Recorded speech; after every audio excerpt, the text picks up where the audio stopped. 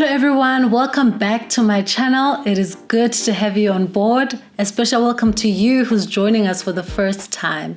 In this channel, we're all about embracing the journey to becoming our best selves, becoming whatever it is that you're aiming for. I believe the journey to becoming is replete with life-changing experiences, and it's just as rewarding as the actual goal.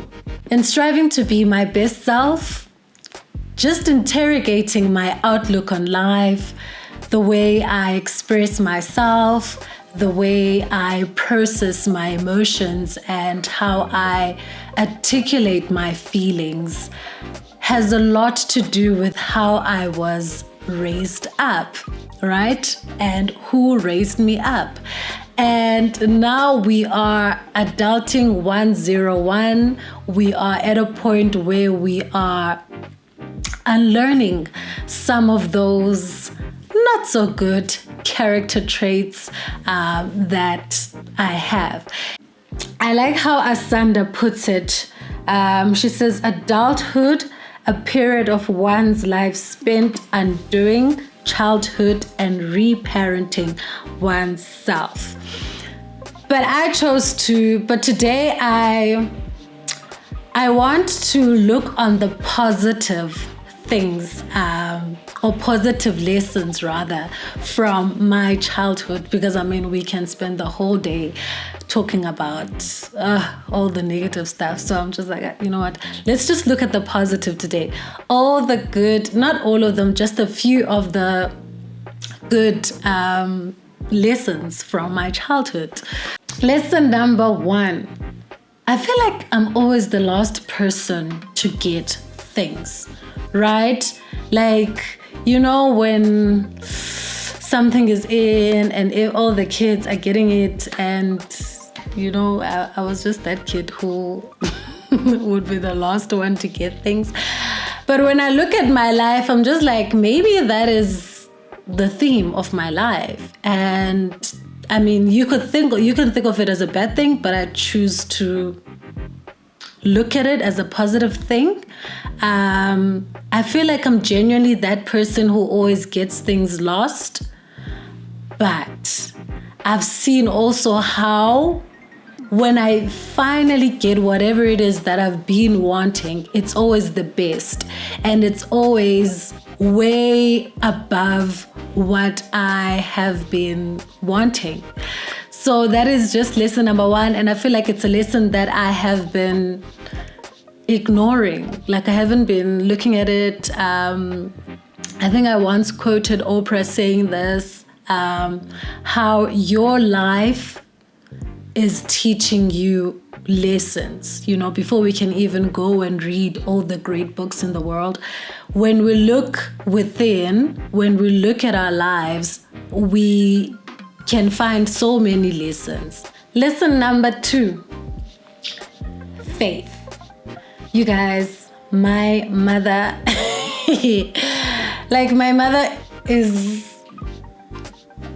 she taught me to pray even for the smallest of things. Like, I remember one time where we didn't know where we had put our key.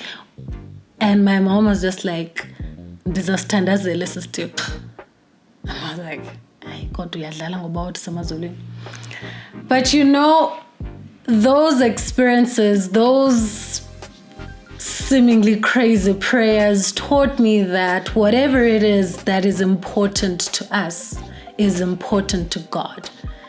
Therefore, God will answer even the seemingly foolish prayers, because God is involved in every detail of our lives. He is there, and like I said, whatever is important to us becomes important to Him.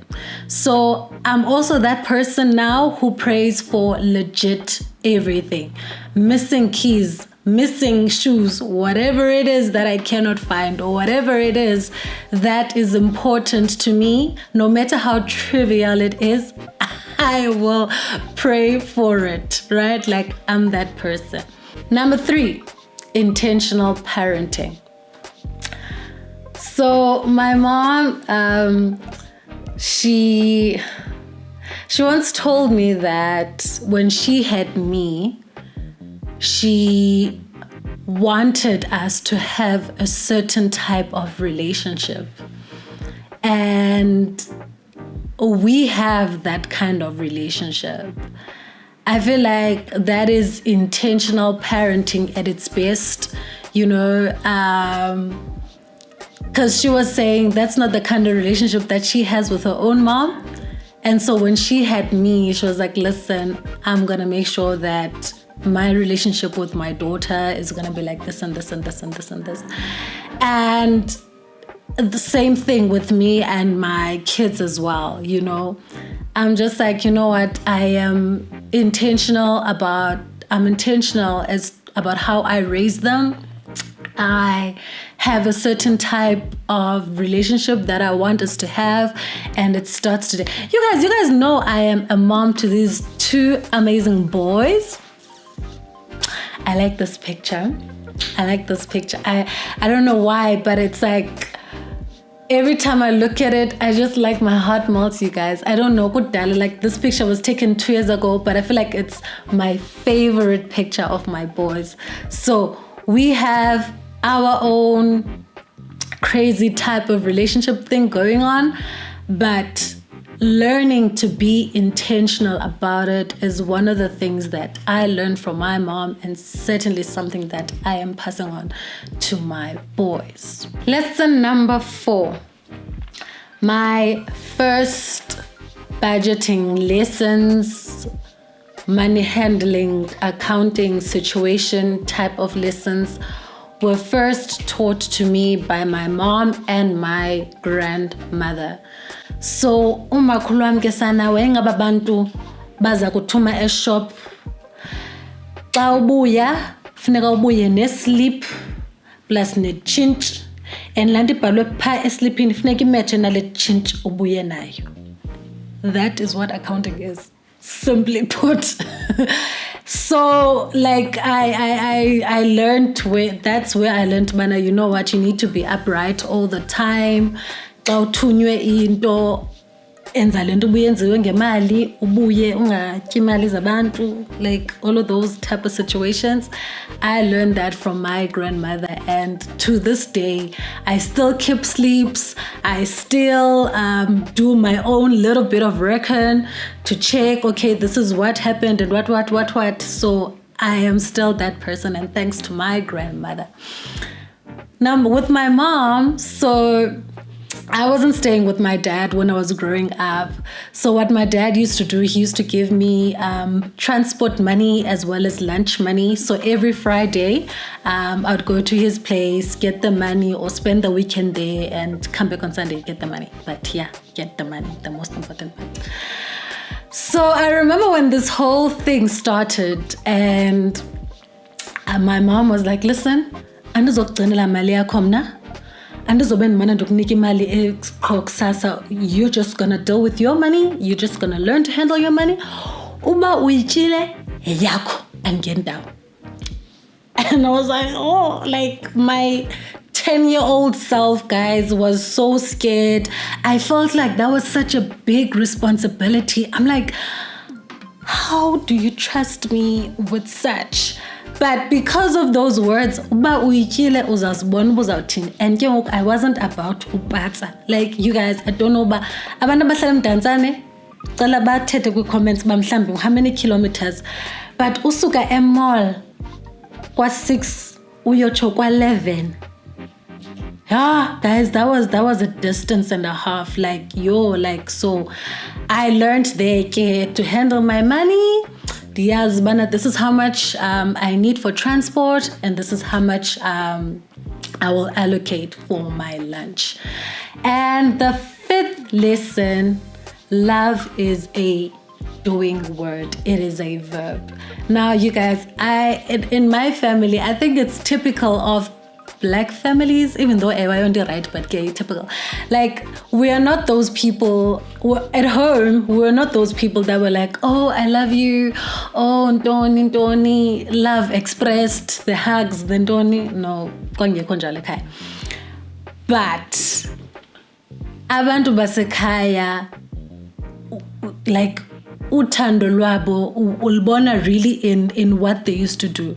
Like, I look back and I'm like, wow, even though this person never said to me, I love you, but their actions were legit a form of love. Of course, now with my own kids, I don't operate like that. We know it's important to, in as much as it is important to show love by our actions, it's equally important to express that love. But when I look back, I'm like, man, we weren't a perfect family. We still aren't a perfect family. But I look back and my mind is flooded with experiences where the person did not need to say, I love you, but their actions were an I love you type of situation. Please let me know in the comments section, what are those positive lessons from your childhood that you are holding on to, that you are continuing now in your current family, or that you hope to practice and implement in your future family? Please let me know. Positive, guys, ne? Positive. Like I said in the beginning, if list as a negative, but there's always the positive as well, and can we just shine the light on the positives? Do the right thing, the subscribing, the liking, the commenting, and just joining this small family of ours, all of them people that are embracing the journey to becoming. Thank you for taking your time and watching this video. I will see you on the flip side.